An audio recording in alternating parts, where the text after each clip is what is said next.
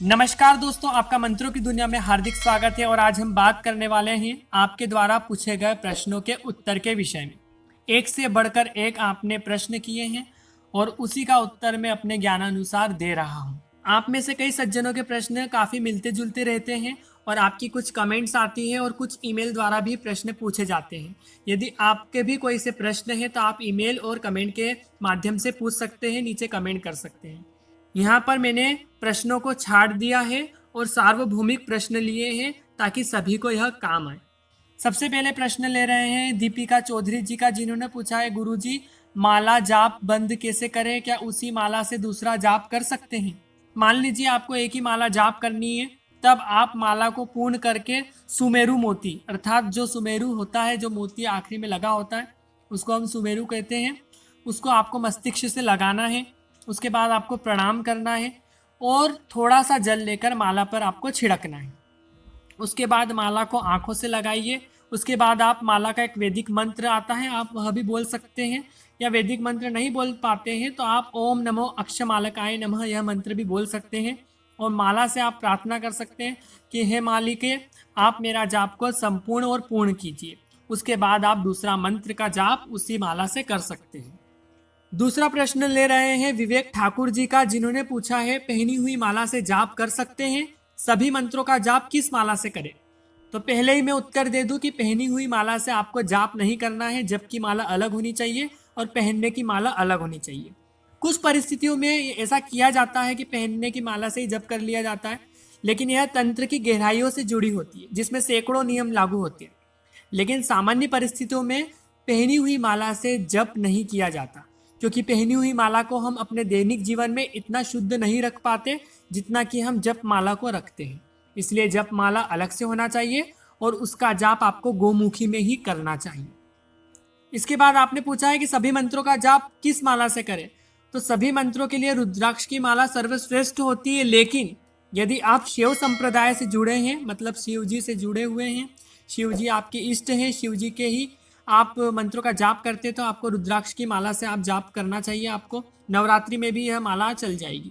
लेकिन यदि आप विष्णु भक्त हैं, विष्णु भगवान की पूजा करते हैं, तो अब आपको वैजयंती की माला या तुलसी की माला उपयोग में लानी चाहिए। तीसरा प्रश्न है योगेश लसूड़े जी का, जिन्होंने पूछा है अगर माता पिता पुत्र के साथ कठोरता का व्यवहार करें, पक्षपात करें, तो उस पुत्र को क्या करना चाहिए? इस उत्तर को समझने के लिए आपको इसका कारण भी देखना होगा कि आपके माता पिता पक्षपात क्यों कर रहे हैं, क्या वजह है इसकी। और हो सकता है सबका मत अलग अलग हो, लेकिन मेरे ज्ञानानुसार आपको इस प्रश्न का उत्तर देने का प्रयास कर रहा हूं। हो सकता है सबकी अपनी अपनी राय है।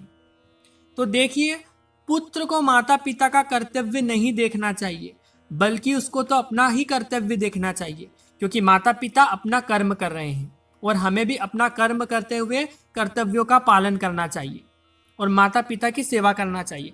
भले ही वो हमसे चिढ़ के बात करें, जैसे भी करें। जिस दिन भी यदि किसी को कर्म और कर्तव्य में अंतर समझ में आ जाएगा, उस दिन वह मनुष्य सभी चिंताओं से मुक्त हो जाएगा। रामचरितमानस में तुलसीदास जी ने सबके लिए कहा है मंद करत जो करई भलाई, मतलब यही है कि आपको कोई बुराई करेगा तो भी आपको उसके साथ अच्छाई ही करनी है। इसलिए मैंने पहले भी कहा है और अब भी कहता हूँ, भगवत गीता पढ़िए, सारे डाउट क्लियर हो जाएंगे। हमें अपना कर्म देखना है, कल से हमको अपने पर पछतावा ना हो, इसलिए हमें अच्छा कर्म करना है। इसको आप इस प्रकार से भी समझ सकते हैं कि अगर माता पिता पुत्र का आदर करते हैं तो आदर में पुत्र की सेवा खर्च हो जाती, अर्थात बिक जाती है। लेकिन यदि वे आदर न करके आपका निरादर करते हैं तो पुत्र की सेवा पूरी रह जाती है, मतलब खर्च ही नहीं होती। इसलिए यदि वे कष्ट देते हैं तो उससे पुत्र की शुद्धि होती है, जिससे उसकी सहनशीलता बढ़ती है, तप बढ़ता है और उसका महत्व बढ़ता है। इसलिए माता पिता के दिए हुए कष्ट को आप परम तप समझकर प्रसन्नता से रहिए और यह समझिए कि मुझ पर माता पिता की बड़ी कृपा है, जिससे मेरी सेवा का जरा भी व्यय नहीं हो रहा है। मुझे शुद्ध सेवा, शुद्ध जप तप का लाभ मिल रहा है। अगर वह सेवा स्वीकार नहीं भी करेंगे तो भी पुत्र का कर्म तो सेवा करना ही है।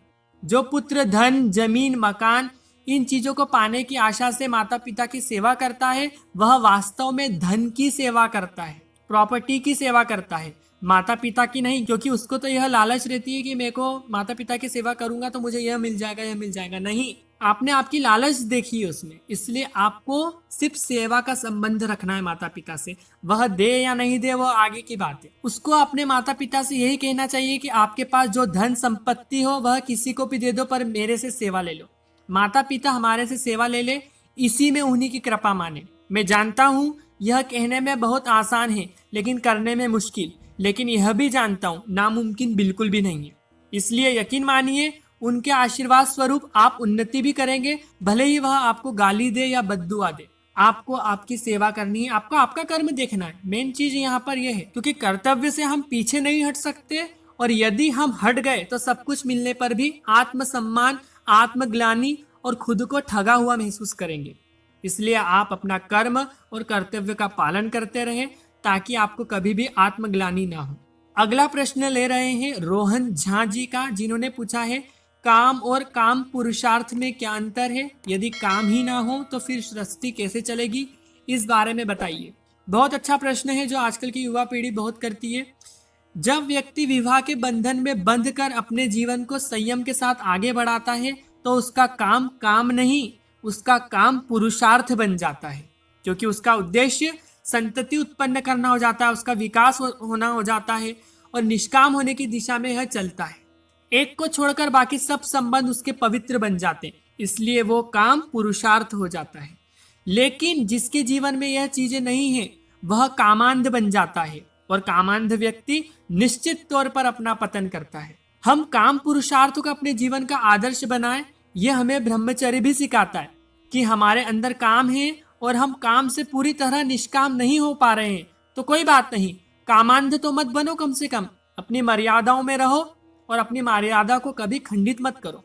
पहले काम पुरुषार्थी बनो, मर्यादा के साथ अपने जीवन को आगे बढ़ाने का संकल्प लो, और ऐसा दृढ़ संकल्प लो कि मैं कोई भी विवाह पूर्व और विवाह के बाद पराय संबंध का परित्याग करूंगा, और यदि जीवन में कभी ऐसा हुआ तो योग्य गुरु के सानिध्य में जाकर मैं इसका पश्चाताप भी करूंगा, अपने जीवन को बदलूंगा और अपने जीवन को कलंकित होने से बचाऊंगा। ये संकल्प आपका होना चाहिए, तभी आप अपने जीवन का कोई लाभ उठा सकेंगे, नहीं तो व्यर्थ है और आपको कुछ भी नहीं मिलने वाला। सारी जिंदगी आदमी दौड़ता रहता है, कभी कभी किसी के चक्कर में फंसता है तो पूरा करियर आपका चौपट हो जाता है। अच्छे अच्छे उम्र दराज के लोगों की हालत खराब होती है। अपने आप पर संयम रखें, आपको यह चीज ध्यान में लानी है। यदि आपने भागवत सुनी होगी तो आपको याद होगा कि जिसमें शुकदेव जी जो रहते हैं वो आजन्म दिगंबर रहते हैं और वैराग्य की भावना से वह घर से निकलते हैं। तभी तालाब के किनारे कुछ स्त्रियां स्नान कर रही होती है। शुकदेव जी जो है वह सहज भाव से निकल जाते हैं, जो स्त्रियां उन्हें देख भी लेती है लेकिन उनको कोई लज्जा वगैरह कुछ नहीं आती, वह आराम से निकल जाते हैं। थोड़ी देर बाद ही उनके पिता व्यास जी उधर से गुजरते हैं, और जैसे ही व्यास जी उधर से गुजरने को होते हैं तो वह सारी स्त्रियां अपने अंगों को संकुचित करने लगती है और वस्त्रों से ढकने लगती है। तब व्यास जी उनसे पूछते हैं, क्या कर रही हो? अभी अभी मेरा जवान बेटा गुजरा है, तब तो तुम्हें कोई संकोच नहीं निकला, और मैं बुढ़ा इधर से गुजर रहा हूँ तो तुम लोगों को संकोच हो रहा है, ऐसा क्यों? तब जो स्त्रियों ने कहा वह ध्यान देने योग्य है। उन्होंने क्या कहा? शुकदेव जी जवान हैं, अच्छी बात है, और आप बुजुर्ग हो गए, यह भी बात सही है, लेकिन आपसे केवल इतना निवेदन करते हैं कि शुकदेव जी भले ही जवान हैं पर उनके मन की वासना बुढ़ी हो गई है। वे कब निकले उसका हमको पता ही नहीं लगा, और आप भले ही वृद्ध हो गए हैं लेकिन आपके मन की वासना आज भी जवान है, इसलिए हमारा ध्यान आपकी तरफ खींच गया। कहने का तात्पर्य क्या है मैंने आपको इस प्रसंग के माध्यम से सुना दिया। अगला प्रश्न है अश्विन कुमार मौर्य जी का, जिन्होंने पूछा है मेरे घर में प्याज लहसुन खाया जाता है लेकिन मैं नहीं खाता और साधना करता हूँ, तो क्या मुझे पाप लगेगा? तो देखिए, एक बात कहना चाहूंगा, जैसा खाओ अन्न वैसा होवे मन। आपको अपना फल मिलेगा, लेकिन परहेज कर लिया जाए तो कोई बुराई नहीं है। वैसे ही जैसे एक डॉक्टर दवाई लिखेगा तो खाने वाले को ही उसका असर होगा, दूसरे को नहीं। लेकिन साधना काल में परहेज कर लिया जाए तो उसमें कोई बुराई नहीं है। आपको और आपके परिवार को कर लेना चाहिए ताकि परिवार का दिमाग भी शांत रहे, क्योंकि मेन चीज यही है कि जितना सादा खाना खाएंगे उतना ही आपका मन शांत रहेगा। दूसरा यह है कि प्याज लहसुन को लोगों ने बहुत बड़ा चढ़ाकर बता दिया। हालांकि मैं मानता हूं कि प्याज लहसुन नहीं खाना चाहिए किसी हद तक, लेकिन प्याज लहसुन इसलिए भी मना की जाती है ताकि आपका स्वभाव उग्र ना हो, क्रोध ना ज़्यादा आए और आपके ख्याल ज़्यादा गंदे ऐसा कुछ ना बने, इसलिए मन शांत बना रहे, इसलिए आपको मनाही की जाती है।